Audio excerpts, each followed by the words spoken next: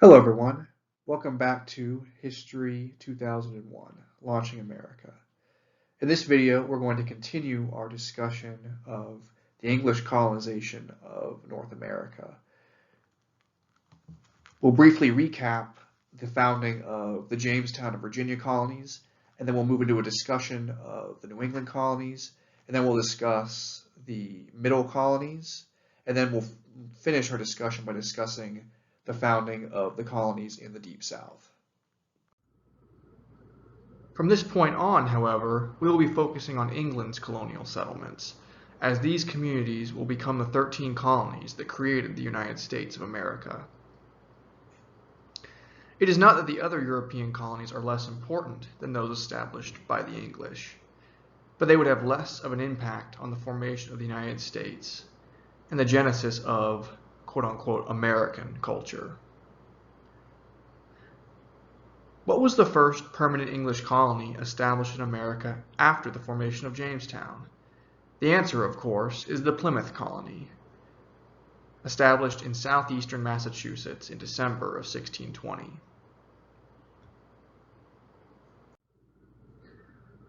On first examination, one might conclude that the Jamestown and Plymouth colonies were incredibly similar. Both colonies were established by English settlers. Both colonies were founded on the North American coast, and both colonies were set up, not with money and direct involvement from the English government, but by private consortiums that were separate from the English state. Additionally, both the Jamestown and Plymouth colonists faced many of the same challenges during their settlement's early years. Both groups of colonists struggled to store up sufficient food resources, and both factions struggled to adapt their English life ways to survive in the North American environment. What I hope you'll see, however, is that the similarities between Jamestown and Plymouth end here. Although both colonies were English, the English men and women who came to Plymouth did so for very different reasons than the Jamestown settlers. And the Plymouth colonists went about building their colony in a very different way as well. While some scholars may disagree, I would argue that Jamestown and Plymouth were more different than they were similar. In order to understand why Plymouth was so different from Jamestown, we have to talk a little bit about who the people were that established Plymouth, the so-called Pilgrims. Back in England, the people who formed the Pilgrims' political leadership and cultural elite were religious dissidents called separatists. Like another group of dissidents called the Puritans, the separatists thought the Church of England was too showy, and it operated too much like the Catholic Church, both practically and theologically, while the Puritans wanted to stay in England and purify the Anglican Church, hence their name. The separatists wanted to leave and found their own churches and communities. Now I want to touch on some of the differences between Virginia and the New England colonies in a bit more detail. And the New England colonies are going to include both the Plymouth colony, Massachusetts Bay colony, and some later New England colonies that we'll discuss later on in this video. So to begin, Virginia practiced the Anglican religion, the religion of the Church of England. Religion was important to the colonists of Virginia, but it was not a major push factor or pull factor for the settlers and migrants who went there. They came to Virginia for other reasons, economic reasons, desires to have a more freedom in the Americas, or they went to Virginia in an unfree manner, either as some type of slave or indentured servant. Quite a bit different than New England, as you'll see.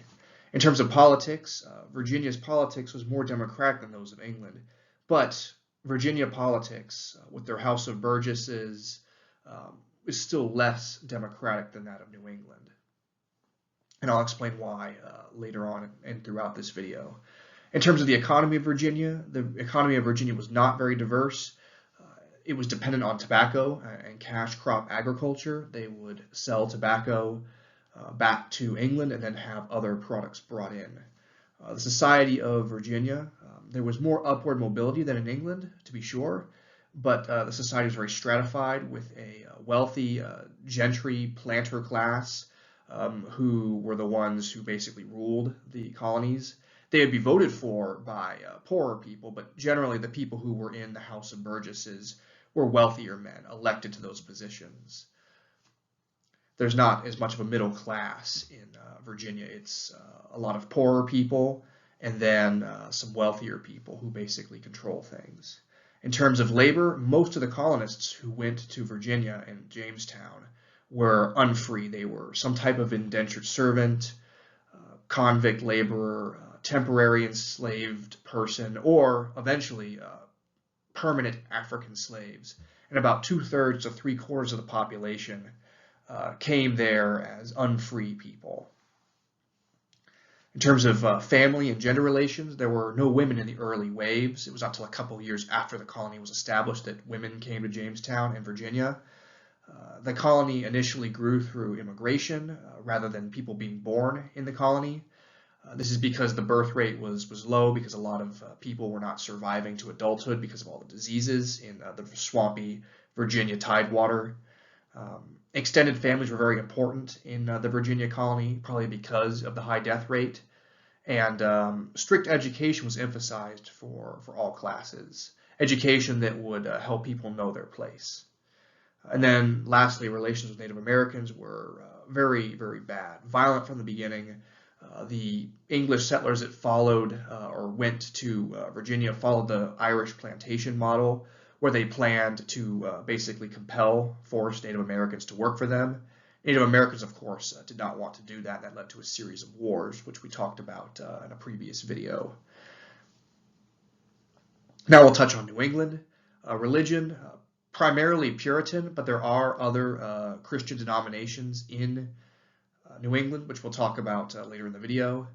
Religious persecution is going to be a major push factor that's going to push migrants out of England and send them to the New England colonies, whether it's Plymouth, Massachusetts Bay, later colonies like Rhode Island, for example. Religion's a much bigger motivating factor for coming to America for the New England colonists. Politics, different than Virginia, much more democratic by the standards of the day, but only for males who were members of the Puritan Church. They were able to vote, they were able to run for office, and it wasn't just a handful of rich people who were being voted on constantly. There were more middle-class people getting into politics in New England. The economy of the New England colonies was much more diverse than that of Virginia. It was based on food crop agriculture, growing things like wheat and corn, fishing, the fur trade, logging, cutting down timber to make ships, manufacturing, much more diverse economy. The New England colonies, if they were unable to trade with England, they would much more easily be able to stand on their own than the Jamestown and Virginia colony. In terms of society, New England was much more egalitarian, as long as you were a Puritan, of course, or you were the right religion and the right colony. Religious rules changed but depending on colonies, but in general, New England was more egalitarian. Much larger middle class, not as much wealth inequality, and these middle class people, they took part in politics, they ran for office in their town councils, more democratic, more egalitarian than Virginia was. In terms of labor, most of the colonists that went to New England were free people, or they were born in New England, a much higher birth rate earlier on for New England, largely because it's a healthier place to live. There's fewer diseases in the colder New England climate. Only about 25% of the New England population came there as unfree people, whether it's indentured servants, slaves, etc. Only about a quarter of the population, whereas the majority of the people who went to Virginia were unfree people of some kind. Family and gender relations, there were women and children in the New England colonies from the beginning. Nuclear families were much more heavily emphasized in the New England colonies because of this. People brought their wives, their children. The men brought their wives, their children with them, and then they had more children in New England. And this made New England society a lot more sustainable as it was able to grow through a high domestic birth rate, but also through migration. And education is emphasized in New England as well, with the first colleges and universities being founded. Although education will take a slightly different form in New England and it will in Virginia. And then lastly, relations with Native Americans, initially more peaceful, but became more violent and racialized over time. This is the region I'm talking about when I mention New England. I mentioned the Plymouth Colony, which is founded in 1620, and then Massachusetts Bay, founded about 10 years later, 1630. This area in green is Massachusetts Bay, but other colonies will break off from Massachusetts Bay, Rhode Island, Connecticut down here, eventually New Hampshire further to the north. And these New England colonies will have some similarities and differences with each other, but on the whole, the similarities between the various New England colonies are very important, as you'll see. Here's another map showing the territorial claims of the various New England colonies. And again, the Plymouth colony was founded in winter of 1620, and the Massachusetts Bay colony was founded about a decade later in the spring of 1630. This is the flag of New England. It features the English flag in the top left corner. This is the seal of the New England Massachusetts Bay colony. It features a Native American saying, "Come over and help us." The Puritans believed that by setting up a colony in the New World, they would be helping Native Americans, bringing Puritan Christianity and English life ways to them. Obviously, the Native Americans would have seen it very differently, and this is John Winthrop, a very important leader and founder of the Massachusetts Bay colony. Anyway, back to our discussion of the separatists and the Puritans in Europe before they came to the Americas. Religious dissidents, like the Puritans and the separatists, had faced some censure during the Elizabethan years, but persecution increased under Elizabeth's successor, James I, who imprisoned dissidents and shut down their churches. The separatist congregation in Scrooby, northeast England, about 200 miles from London, was raided by Anglican authorities in 1607, the same year that Jamestown was founded. This increased persecution motivated the separatists to leave England, sailing to the Netherlands in 1608. The separatists left their homeland for religious reasons, hence they are called pilgrims today. They did not call themselves pilgrims. Instead, they tended to refer to themselves as saints or planters once they had reached America.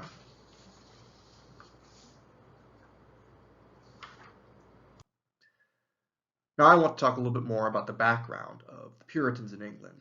This is important because the Puritans and the separatists had very similar theological views, and they had very similar cultural traditions. It's just the separatists left England first. They left England over a decade before the Puritans would leave England.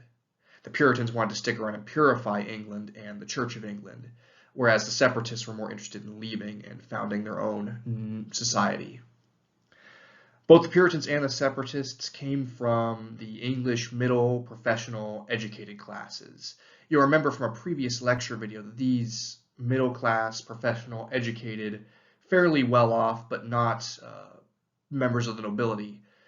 These people were the first people to adopt Protestant Christianity in England, and the Puritans remain the most fiercely, most committed Protestants in England. The Church of England, the Anglican Church, while technically Protestant, has a lot of similarities with the Catholic Church in terms of how its church services are run, how the Church of England is managed and operated, and people like the Puritans felt that the Church of England was too much like the Catholic Church and not Protestant enough. And the separatists agreed with them. The separatists just left England first. In terms of culture, these groups came from the east of England, the southeast and the northeast. Scrooby in the northeast was a major area where the separatists lived, and the Puritans lived a little bit further to the south, but mostly on the eastern side of England. This was the wealthiest and most industrial part of England in the early 1600s. In terms of how they dressed and carried themselves, the Puritans and the Separatists, they preferred to wear clothing called sad colors, S-A-D-D. And these are things like brown, dark green, dark red, even dark yellow and dark purple. Puritans, contrary to what you may have learned in school, didn't always wear black. In fact, black was really only worn by doctors, lawyers, preachers, professionals. If a regular person wore black on a normal day, people would think that that person was trying to put on airs and be fancier than they actually were. This map here shows the general areas where the Puritans and the Separatists came from, the counties in England. The darkest brown counties have the highest number of Puritan families that went to North America. The Separatists come up from here more in the northeast, whereas the Puritans, who come about a decade or so later, they come more from the southeast. But either way, they're coming primarily from the east of England. Remember, the east of England at this point in English history is the wealthiest. It's most, we might say, industrialized by the standards of the day. So it makes sense that middle-class professional people live in this part of England. And of course, other waves of immigrants to the New World, to the English colonies in the New World, are going to come from other parts of the British Isles. They're going to come from the west of England, or the north of England, or from what's called the Celtic Fringe, parts of Scotland, parts of Ireland and Northern Ireland, and then parts of Wales as well. As discussed in a previous video, the Dutch were the most tolerant and religiously permissive of all European powers, welcoming Christians of all sects into their country. The Pilgrims sailed to Amsterdam, but settled in Leiden, a much smaller town, with a slower pace allowed them to live more like they had back in England. While the pluralism of the Netherlands was a pull factor that led the Pilgrims to come to Holland, they quickly found that Dutch society was too pluralistic, and their children were losing their English Pilgrim heritage, becoming acculturated to the Dutch culture. The Pilgrims also feared that James I might send agents to Holland to arrest their leaders as well. All of these factors, the worldliness of Dutch society, the assimilation of their young people, and the fears of renewed English persecution would become push factors that would inspire the Pilgrims to leave the Netherlands and sail to the Americas. The Pilgrim leadership decided that the best way to avoid persecution and safeguard the next generation from the temptations of the world was to leave Europe and establish a colony in the Americas. To this end, the Pilgrims purchased a sailing vessel, the Speedwell, in the Netherlands, and another larger ship, the Mayflower, in England. The Pilgrims briefly stopped in southern England to take on more separatists who had been unable to go to the Netherlands. They also took on another group of colonists called the Strangers. The Strangers had not been affiliated with any separatist congregation, but were permitted to travel to America to help build a colony. While most of the Pilgrims' leadership was separatists, some of the Strangers, like Stephen Hawkins and Miles Standish, would become important leaders in the Pilgrim colony.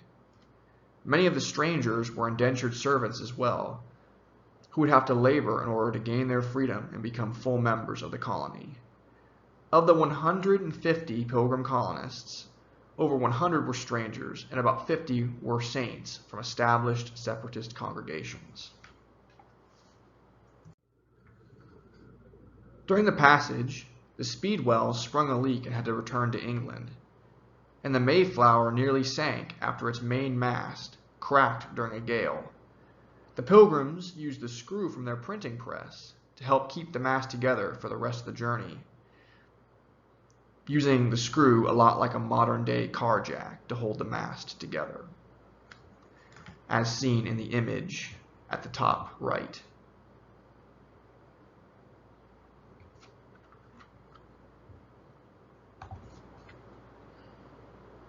The Pilgrims had brought a printing press to the Americas because, in the tradition of the Reformation, they believed a literate, well-read, and educated populace was the key to establishing a successful Christian society.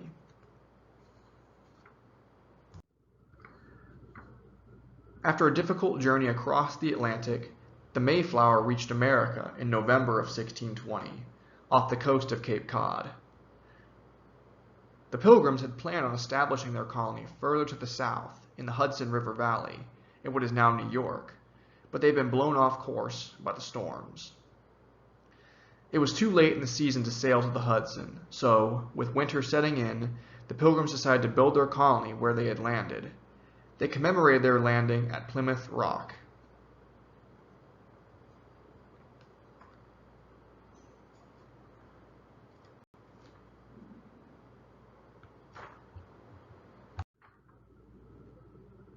The Pilgrims were not the first Europeans to explore Cape Cod and what would become Massachusetts.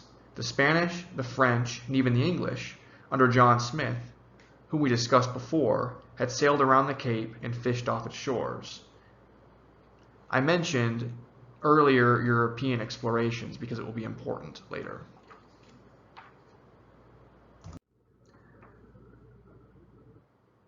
The Pilgrims went ashore on Massachusetts and began to set up their colony. Although they had landed in Cape Cod, they decided not to settle here because there was not enough fresh water. So they moved into the Massachusetts Bay and settled at Plymouth.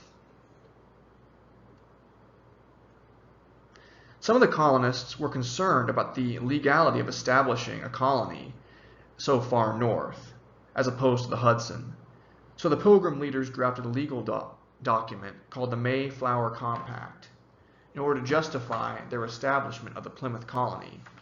In the document, the colonists declared they were establishing the colony in the name of God, to honor their king and country, and for the advancement of the Christian faith.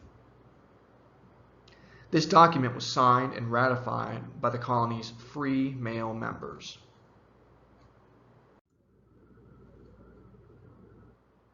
A few of the colonists disembarked from the Mayflower to explore Massachusetts and begin building a meeting house, a church that would double as a town hall and a fortified outpost. Miles Standish, a soldier and a stranger, led an exploratory patrol into the interior and found an abandoned Native American settlement. It had once belonged to the Patuxet people. Standish and his men also disturbed a Patuxet grave as well, recovering some Indian corn, which they brought back to the Mayflower. This Patuxet village would become the site where the first Plymouth colony was built. Most of the colony's women and children spent the winter of 1620 aboard the Mayflower, where Peregrine White, the first pilgrim born in America, came into this world. This was a major difference between the Plymouth and Jamestown colony. The Jamestown colony was established with only male colonists, while Plymouth had female settlers from the beginning. This difference was driven by the fact that the first Jamestown colonists came to the New World for economic factors, the finding of gold, the acquisition of land, or to pay off an indenture. The Plymouth colonists, at least the original separatists, came to America for religious reasons, and a desire to establish a community based on their spiritual principles. For this, they needed to bring their wives, mothers, and daughters with them to the New World.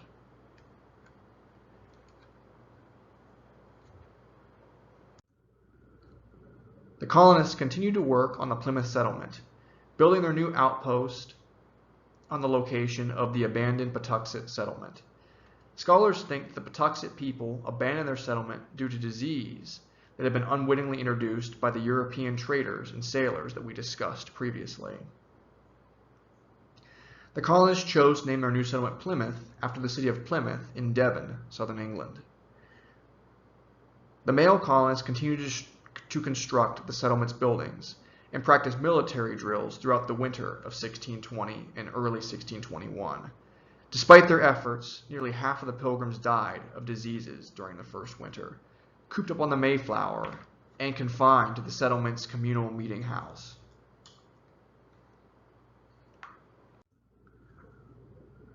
In March of 1621, the Pilgrims had contact with Native Americans. They met Samoset of the Abenaki tribe. Samoset greeted the colonists in English, having learned the language from English traders. They also met Massasoit, chief of the Wampanoag people, the dominant Native American power in coastal Massachusetts. Most importantly, they met an Indian named Tisquantum, better known as Squanto, who was the sole survivor of the Patuxet people. Squanto also knew English and was familiar with European life ways, having visited England. He was also captured and enslaved by Spanish sailors and had spent time in Spain as well. John Carver, Plymouth's first governor, made a peace treaty with Massasoit.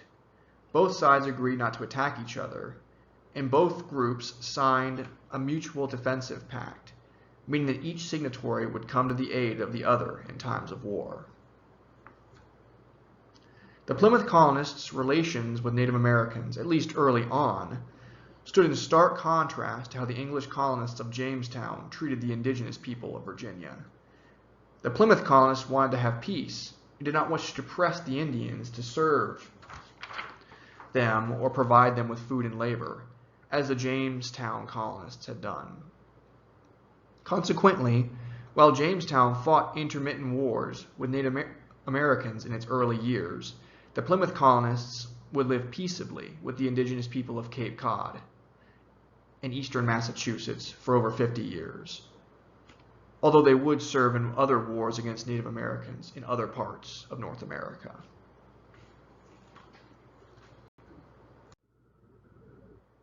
In the spring of 1621, the Pilgrims began to move into the Plymouth settlement, which they had taken to calling Plymouth Plantation. Squanto taught the Pilgrims how to adapt their life ways to the New England environment. In particular, he taught the Pilgrim farmers how to raise corn and other crops. In contrast to Virginia, New England's soil is rocky, hard to till, and has few nutrients. Squanto taught the Pilgrims to bury fish with their corn. The fish would decompose and impart nutrients to the soil as the corn grew. That summer, the colonists discovered that they had unwittingly stolen some corn from the Nauset people, after the Nausets detained one of their settlement's young men. Instead of going to war to rescue their colonists, the Plymouth settlers paid the Nausets for the stolen corn, demonstrating their desire to live peacefully with Native Americans. In the fall of 1621, the Pilgrims celebrated a day of Thanksgiving, including prayers and feasts to thank God for the success of their colony, their ability to grow food in New England, and their peaceful relations with Native Americans. The feast was probably held in October, not November, when it has been celebrated since the U.S. Civil War. 53 surviving colonists and about 90 Wampanoag warriors, including Chief Massasoit, attended the event, once again highlighting the desire that the initial Pilgrim colonists had for living peacefully with Native Americans. This attitude would change over time with the arrival of new colonists and the establishment of additional English colonies in the region.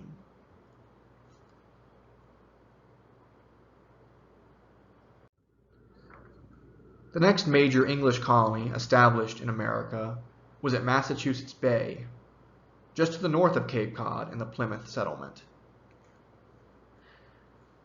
This new settlement would also be founded by religious dissidents, the Puritans, whom we discussed before.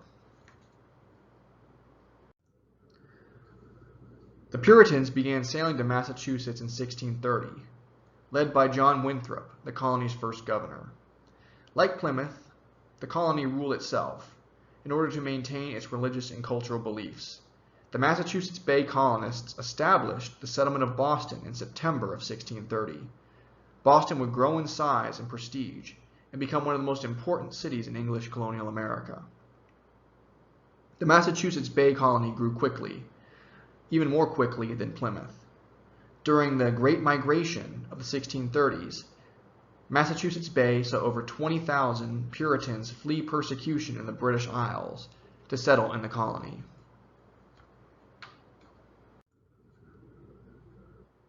Massachusetts Bay, like its predecessor, Plymouth, was patterned and ruled on religious principles. In the early days of the colony, the only people who could vote were male members of the Puritan Church.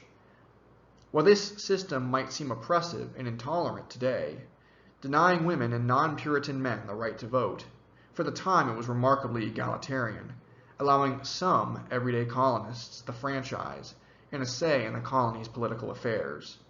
This political model would be duplicated in other Puritan settlements in the region, forming the town councils that are ubiquitous in present-day New England politics and culture.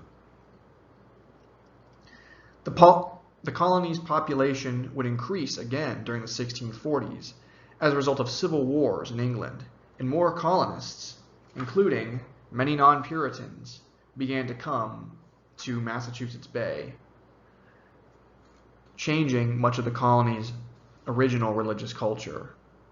The new colonists found the Puritan establishment's strict rules about church attendance, gender relations, and the consumption of goods to be oppressive. The new colonists chafed under these rules, threatening the colonial stability of Massachusetts. In response, the Puritan elite passed a series of laws that were meant to be a compromise between the new immigrants and the more religious founding colonists. The most important of these compromises was the Halfway Covenant of the 1660s.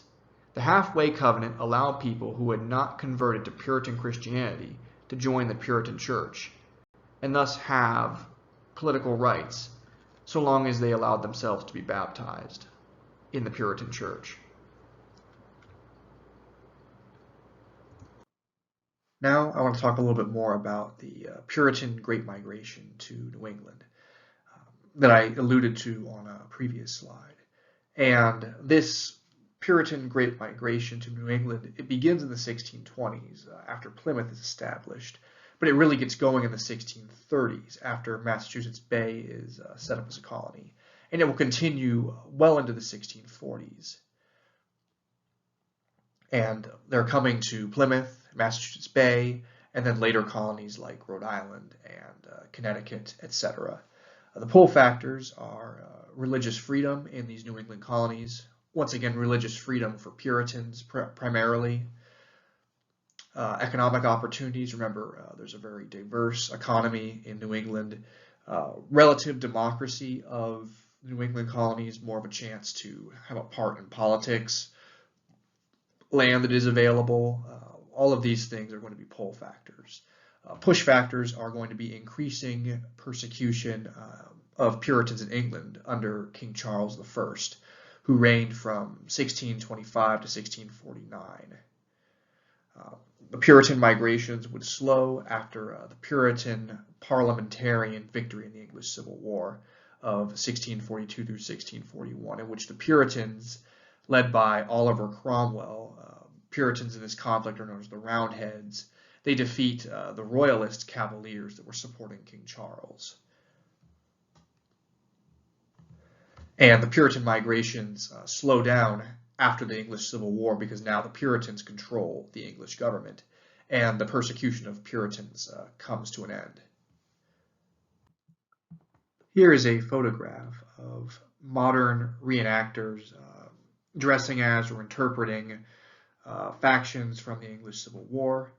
On the left, you see a Roundhead wearing brown clothing. Remember, brown clothing are sad colors, muted colors that were popular with the Puritans.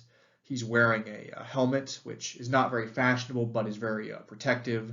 And he gets his nickname Roundhead, not from his helmet, but actually from a sort of bowl cut-like haircut that was very popular with a lot of Puritan men who fought in the English Civil War. He's in contrast to the Cavalier, who's wearing a bright red and blue jacket, a wide-brimmed hat, not very protective, but very fashionable, a white feather, very fashionable as well, and with long curly hair, just like King Charles. The Cavaliers are very fashionable men. They're likely to come from the nobility, either the greater nobility or the lesser nobility, people who have titles of some kind, and they like to be fashionable. They support the Church of England, they support the king, and they're facing off against the less fashionable but perhaps more practical Roundheads. And in the end, the Puritan Roundheads are going to defeat the Cavaliers and take control of England. Other colonies established in New England were the colonies of Rhode Island and Connecticut, both founded in 1636. Rhode Island was founded by the religious dissident Roger Williams. Williams was a Baptist and believed that only adults and older children should be baptized, in contrast to the Puritans, who preferred only to baptize infants and new converts. Williams also questioned the Puritans' legal authority to establish a colony in New England. The Puritan authorities viewed Williams' teachings as a threat to the colony's social cohesion, banishing Williams and his supporters from Massachusetts. In response, Williams and his followers established Providence in what would become Rhode Island. Rhode Island was intended to be a settlement where colonists could be free to practice Christianity as they saw fit. Williams also committed to trying to keep peace with Native Americans, so he and his colonists purchased land from Native Americans rather than claiming it for themselves, as had been done at Jamestown in Massachusetts Bay.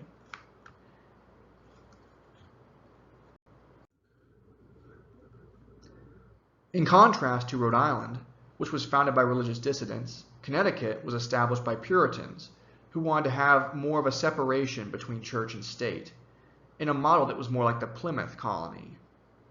Over time, however, the settlements that formed Connecticut became more like Massachusetts, instituting church membership and property requirements to allow colonists to vote. The Connecticut colonists also emphasized trade with England and the consumption of consumer goods to a much higher degree than their neighbors in Massachusetts.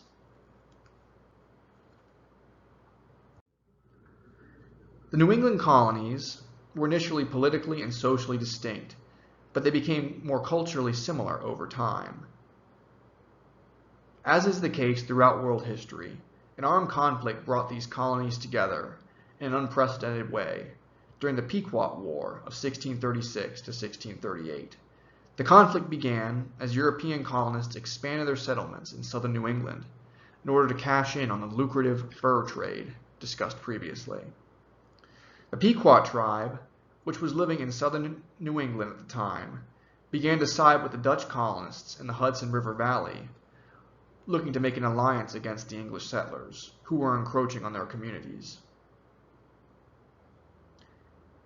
It should be noted, though, that the Mohegan people, who broke off from the Pequots, allied themselves with the English colonies in New England.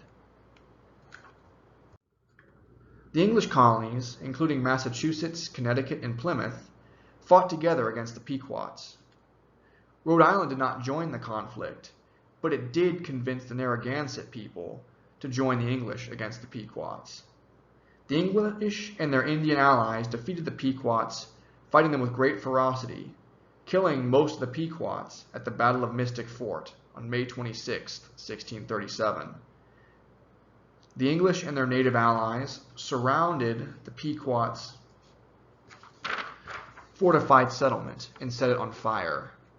The English and their allies killed most of the survivors of the fire, but the Narragansett and Mohegans were shocked at the brutal, decisive way in which the English fought their wars. Remember, the Native Americans of the Northeast were no strangers to warfare, but they did not believe in complete destruction of their enemies. The war basically destroyed the Pequot tribe, forcing its surviving members to join the Narragansetts, the Mohegans, or the Mohawk people further to the southwest. The Pequot War, though brief, was incredibly significant. First, it convinced the colonists of New England of the efficacy of joining together against a common foe, giving rise to the New England Confederation. Second, the war demonstrated that while Native Americans were critical allies for the Europeans, both groups tend to have very different war aims and rules of engagement. Before we move on to England's other colonies, we must discuss a few more of the commonalities between the English colonies in New England and how they differ from Jamestown, Virginia, England's first American colony. The New England colonies were established primarily for religious reasons, whereas the Jamestown colony in Virginia was established for economic motivations. first for the extraction of gold, and later the production of tobacco. The New England colonies were also meant to be more self-sufficient than Virginia, which was dependent on the tobacco trade with England. The New England colonial economy was more diverse than Jamestown's, exporting a variety of commodities like fur and dried fish back to England. New England also engaged in large-scale food crop agriculture to feed its colonists, in a way that Jamestown and Virginia did not. The New England colonies, unlike Jamestown, were more egalitarian as well, using religion, especially Puritanism, to give male colonists unprecedented political rights. Religion did not afford this kind of upward mobility in Virginia. On the issue of labor, the New England colonies had indentured servants and eventually African chattel slaves, but most of the colony's labor was completed by free colonists. Virginia, in contrast, was dependent on unfree labor from both indentured servants and later on enslaved Africans. The New England colonies would import indentured servants and slaves, but they would not have a significant impact on the society and culture of New England compared with the colonies further to the south. New England's environment, its colder climate, shorter growing seasons, and rocky, unfertile soil made cash crop agriculture less practical in the region. Thus, while New England was not able to quickly amass wealth through the growth of the brown gold of tobacco, it did not have to import nearly as many unfree laborers as Virginia did. New England's colder weather, while making agriculture more difficult, did have an upside, as it made water and mosquito-borne illnesses less common. Early on, New England's colonists had a higher life expectancy than the Virginia settlers, meaning that Virginia's population growth was dependent on immigration, while New England's population growth occurred through natural increase as well as immigration. Culturally speaking, the New England colonists, inspired by the principles of the Reformation, established education institutions in America. To this end, they founded schools for their children, where they learned language and mathematics from a religious perspective. These schools used lessons from the Bible to teach students basic knowledge, but also Christian moral precepts, as you can see in this slide here.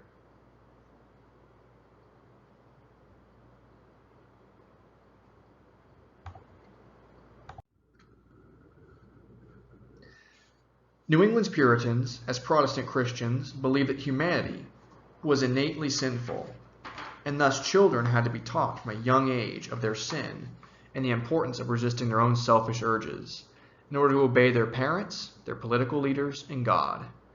New England school teachers often used harsh methods, from hours-long rote memorization sessions to corporal punishment, to train their pupils in Puritan and colonial values. Virginian colonists would have had similar views on humanity and children, but they would have been less concerned with transforming people into educated Christian citizens, since their society was more stratified and based on unfree labor. On the issue of higher education, the Puritan colonists of New England also established the first universities in what would become the continental United States. They founded Massachusetts Harvard College, later Harvard University, in 1636, and the Collegiate School, also known as Yale University, in 1701. These higher education institutions were established to help the New England colonies create a new, American-born Puritan political elite. In contrast, Virginia did not put an early emphasis on education like the New England colonies did. Though it was an older colony, Virginia did not establish its first college or university, the College of William and Mary, until 1693, over 50 years after Harvard opened its doors. Virginia's society was more unequal, with wealthy elite landowners, called the gentry, wanting to maintain power over their slaves, indentured servants, and poor, landless colonists. Consequently, Virginia was less interested in promoting education, as doing so would create a new elite class that would threaten the established colonial leadership. In our discussions of Virginia and New England, we have discussed two very different approaches the English people took to colonization. Later colonies would have critical similarities and differences with both of these two colonial societies, Virginia and New England. To this end, we will discuss two more colonial regional groups, the Mid-Atlantic and the Deep South. For the purpose of this class, we will consider the Mid-Atlantic colonies to be Maryland, Delaware, Pennsylvania, New Jersey, and New York. Although some people consider Maryland to be a southern colony, we will discuss it as a Mid-Atlantic colony.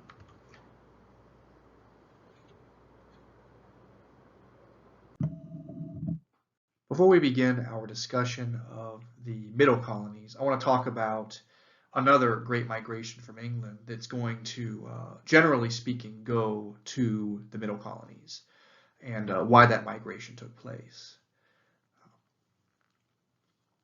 After the English Civil War, which the Puritan Roundheads won, the Puritan faction in Parliament, led by Oliver Cromwell, seen on this slide, they took over the British Isles. And initially, Cromwell wanted to take the British Isles in a more parliamentarian, less monarchist direction. But over time, Cromwell basically became a dictator. Cromwell fought campaigns against his opponents in Ireland and Scotland, but he also fought against any remaining non-Puritan or royalist factions in England as well. And basically, Cromwell and his supporters persecuted royalists, cavaliers, and non-Puritan people.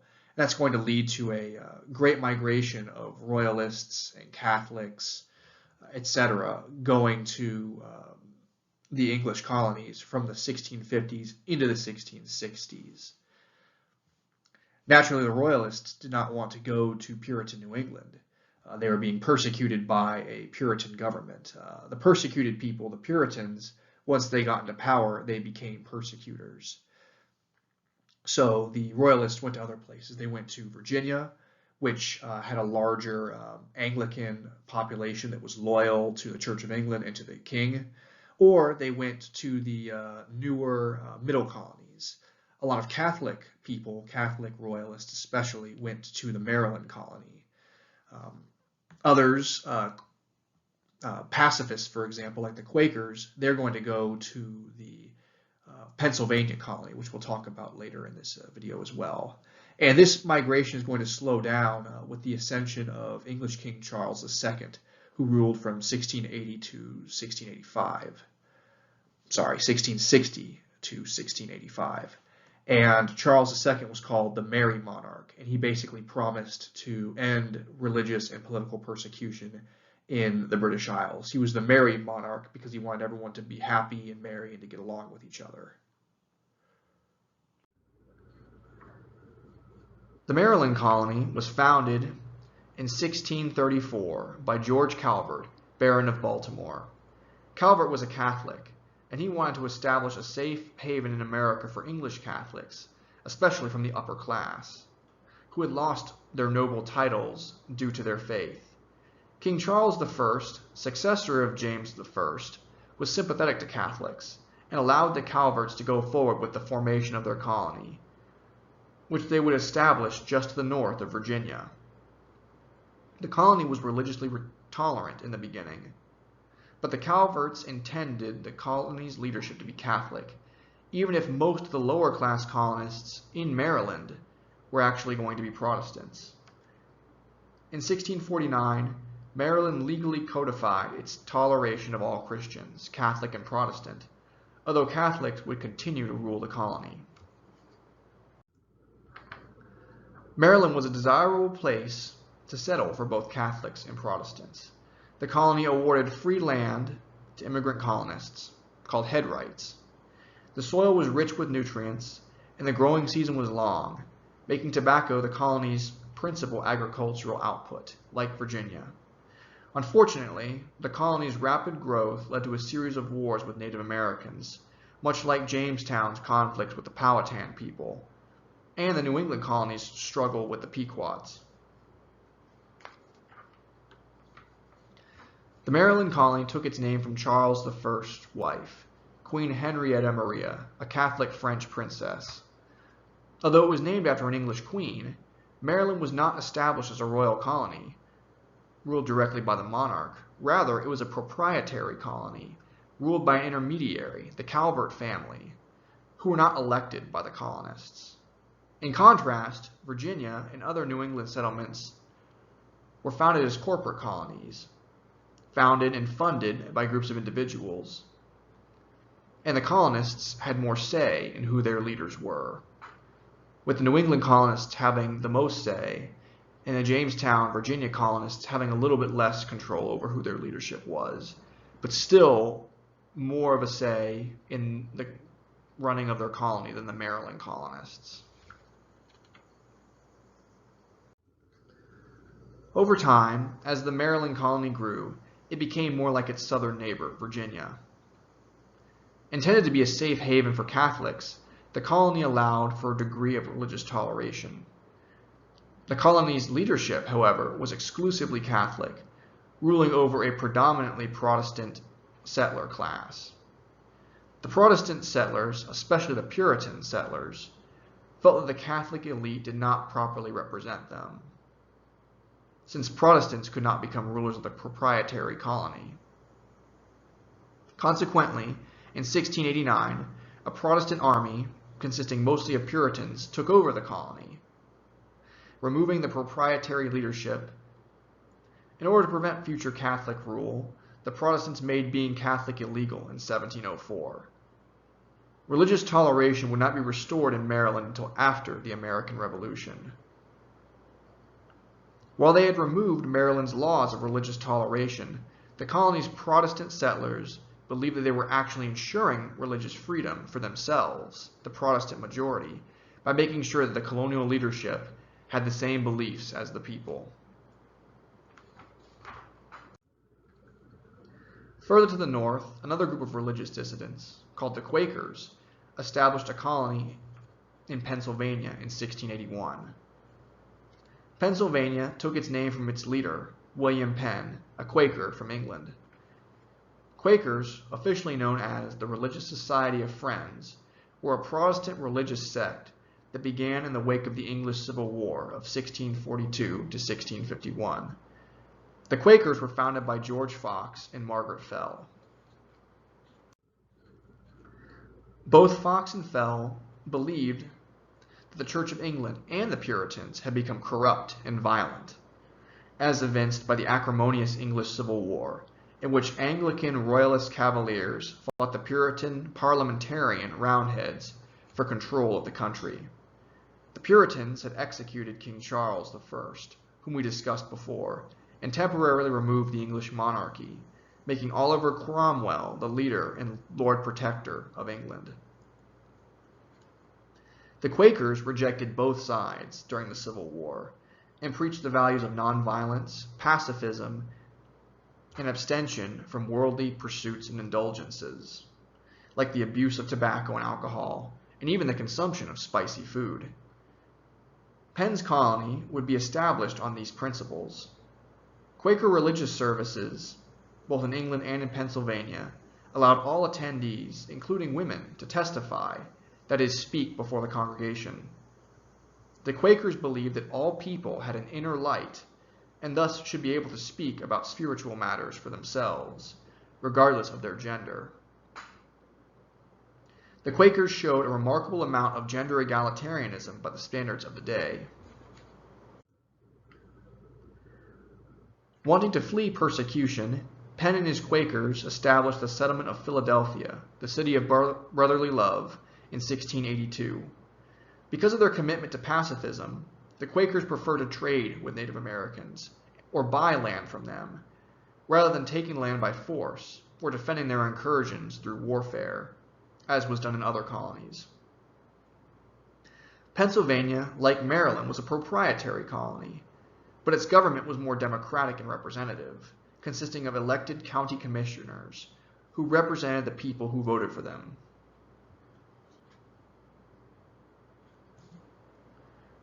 This political innovation, combined with the colony's religious toleration, made Pennsylvania, quote, the best poor man's country, in the words of contemporaries. English colonists from a variety of backgrounds migrated to Pennsylvania due to its pull factors of peace with Native Americans, religious toleration, and representative government. Even colonists from outside of England and the English colonies, like Germany, settled in Pennsylvania.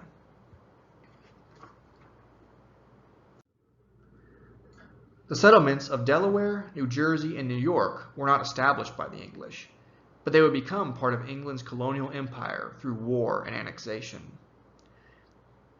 The Dutch established a colony in the Delaware Valley region in 1631, although all of the colonists were killed in a dispute with Native Americans.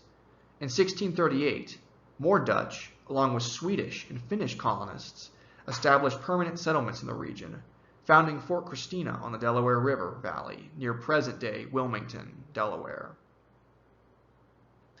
The Dutch of New Netherland would take over the Delaware colony in 1655, and the English would seize control of Delaware in 1664, with Maryland and Pennsylvania sharing control of the colony.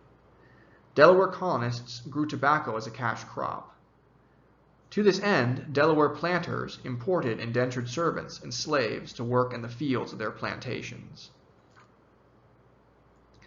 It is also worth noting that Delaware was the site of the first log cabins, which were introduced to the Americas by Scandinavian colonists.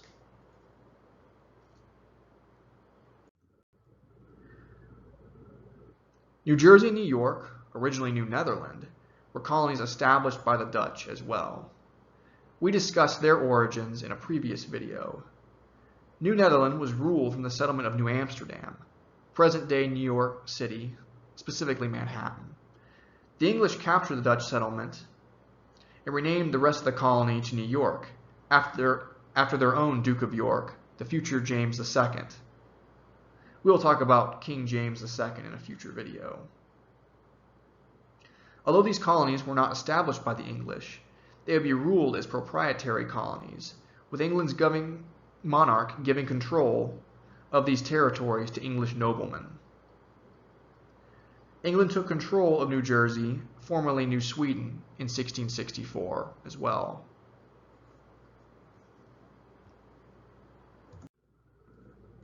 Like Pennsylvania, and to a lesser extent Maryland, Delaware, New York, and New Jersey were religiously and ethnically diverse.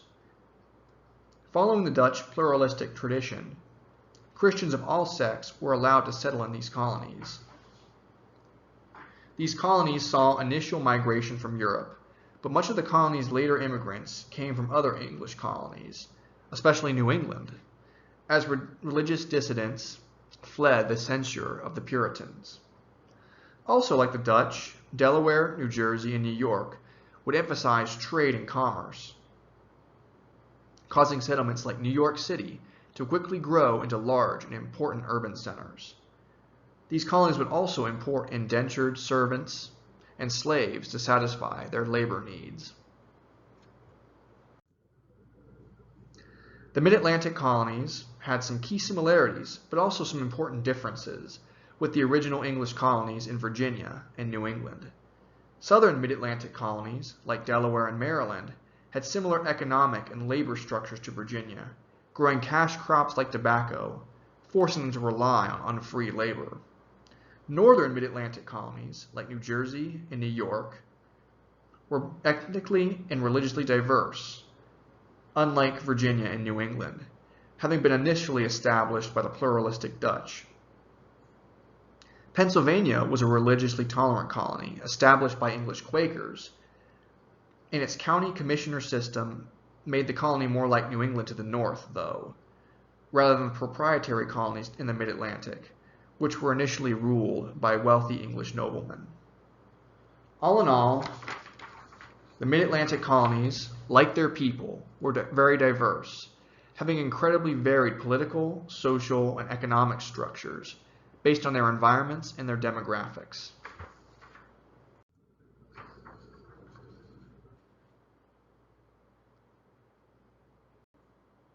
Lastly, we must consider England's southern settlements, what would become the colonies of South Carolina, North Carolina, and Georgia.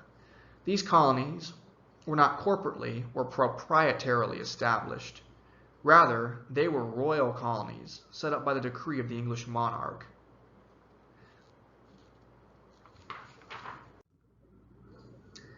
King Charles I officially created the province of Carolina in 1629, which included what is now the Carolinas, Georgia, and part of Tennessee. English colonists, however, would not start to settle in the region until the late 1600s. In 1670, English settlers from the Caribbean island of Barbados built the settlement of Charlestown in what will become South Carolina. South Carolina was different from the other English colonies because it was a slavery-based society from its creation. The Barbadian Englishmen who came to South Carolina brought African slaves with them to the American mainland, establishing plantations along the Carolina coast. They also purchased more slaves directly from Africa once they had arrived in North America.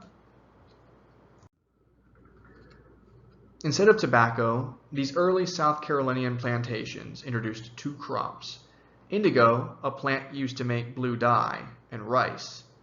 They also grew small amounts of cotton, but this plant would not become a viable cash crop until the late 1700s, after the creation of the United States. South Carolina's warm, subtropical environment made it a natural breeding ground for mosquitoes, which spread diseases like malaria and yellow fever.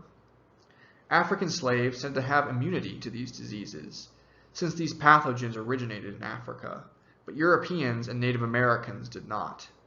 Consequently, few European settlers migrated to coastal South Carolina, and many of the colony's white elite lived in more northern colonies or inland, managing their plantations in absentia. As a result, South Carolina became a black majority colony by 1720, with most of its residents being slaves, in addition to a small, free African American population. Because of South Carolina's small white population, Africans, enslaved and free, were able to maintain far more elements of their African culture, because their white masters lived far away and were not trying to acculturate them to European life ways. As an aside, English settlers in South Carolina also tried to enslave Native Americans that owed them debts, provoking the Yamasee War of 1715 through 1716. Enslaved Africans on the South Carolina coast mixed a variety of elements of African culture together to create the Gullah culture of the Carolina Low Country. Scholars call this type of cultural mixing creolization. Because of its plantation agricultural system, its reliance on slave labor, and its black demographic majority, many scholars argue that South Carolina was far more like the English colonial holdings in the Caribbean than it was like England's other American colonies. It should also be noted that western North Carolina, its inland mountain regions, developed differently from the colony's coastal settlements, being settled primarily by white, Scotch-Irish, and German settlers. Although the colony as a whole had a black majority, inland South Carolina's economy was not dependent on slavery, being comprised of small subsistence farmers called yeomen.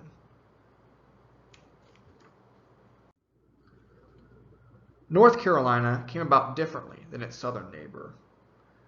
Although it had been temporarily settled by the English in the 1500s, discussed in a previous video, English colonists did not migrate to the land that would become North Carolina until about 1663, with the establishment of the Albemarle settlements. Most of the first settlers who came to the colony actually migrated from Virginia rather than Europe. Coastal North Carolina's demographics and labor systems were more like that of Virginia than South Carolina, as the state primarily grew tobacco rather than rice and indigo. The state also adopted race-based chattel slavery over time, rather than from its outset.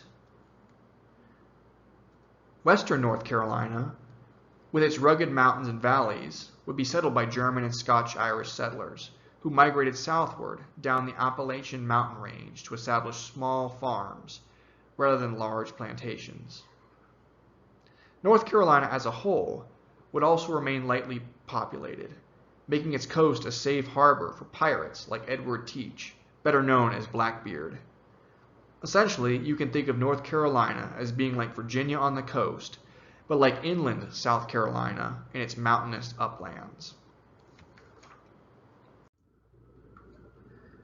Now we will consider the last of England's colonies in what will become the United States. Georgia. Georgia, like the Carolinas, was a royal colony, being established by James Oglethorpe under orders of King George II in 1733. Oglethorpe built Savannah, the first English settlement in Georgia, that same year. Georgia was established for two reasons. First, the English intended to use Georgia as a buffer territory between the lucrative Carolina and Georgia colonies and hostile Spanish Florida to the south. The colony accomplished this goal, stopping a northward Spanish invasion in 1742 during the War of Jenkins' Ear. Georgia was established to be a safe haven for the poor of the British Isles. Oglethorpe, the governor, hoped that anyone who was too poor to live in Britain would migrate to Georgia, be they English, Welsh, Scottish, or even Irish. In Georgia, they would find land and labor. To this end, slavery was initially banned from Georgia, as the colony was intended to employ poor whites, rather than rely on the enslaved labor of Africans.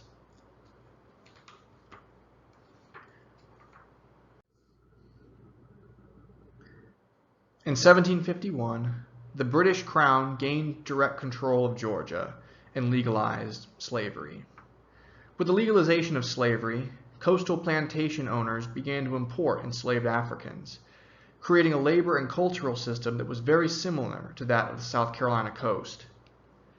Georgia's rugged backcountry was settled in much the same way as North and South Carolina's mountainous regions, by Scotch-Irish settlers and immigrants from other Anglo-American colonies. As was the case in most English colonies, the westward encroachment of Europeans provoked wars with Native Americans.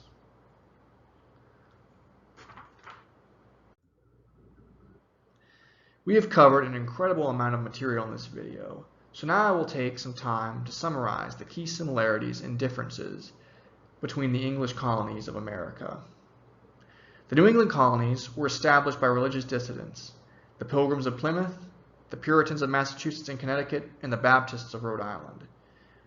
The New England colonists were corporate in their founding, being funded and established by private consortiums of people who gave the colonists the funds to establish the colonies.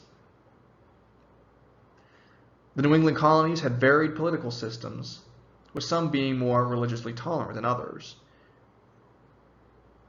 They were similar, though, in their diverse economies that combined food crop agriculture with the exportation of commodities to Europe. All of the New England colonies allowed unfree labor, be it indentured servitude or slavery, although their economic and social structures were not dependent on these systems. They never became slave societies, but remained societies with slavery, in the words of one scholar. The New England colonies were also comparatively egalitarian and democratic, so long as the colonists shared the same religious beliefs as their leaders. The Mid-Atlantic colonies had some similarities to both Virginia and New England. Southern Mid-Atlantic colonies, like Maryland and Delaware, were reliant on slavery. The northern Mid-Atlantic colonies, like Pennsylvania, New York, and New Jersey, were more economically diverse, like New England, although they too allowed unfree labor.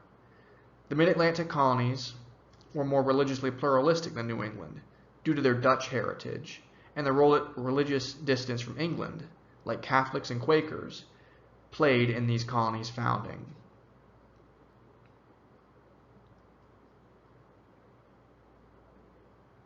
The mid-Atlantic colonies that were actually founded by English settlers, Maryland and Pennsylvania, not seized from European powers, Delaware, New Jersey, and New York, were proprietary, meaning they were founded by wealthy individuals in England who would rule the colonies. Some of the mid-Atlantic colonies, like Pennsylvania, gave their colonists political rights. Others, like Maryland, did not. The southern colonies, the Carolinas and Georgia, were royal colonies, meaning the English monarch played more of a role in their founding and government. South Carolina, unlike all of the other English colonies in America, was a slave society from its beginning, possessing a black demographic majority and large rice and indigo plantations on the coast. Its mountainous backcountry was settled by subsistence farmers called yeomen, some of whom came from Europe, while others migrated from other colonies. North Carolina had a similar structure to South Carolina, with slave plantations on the coast and small farms in the interior. Georgia was initially a free, non-slaveholding colony, established as an outpost between Spanish Florida and the other English colonies. Slavery was forbidden, so that poor white people from Europe would be encouraged to migrate to the colony. While Georgia succeeded in keeping the Spanish out of its colony, slavery was eventually legalized, and the colony soon developed similarly to the Carolinas. The similarities and differences within England's colonies would cause them to develop their own unique cultures and economies, while also bringing them together over common issues like trade, Native American relations, and unfree labor.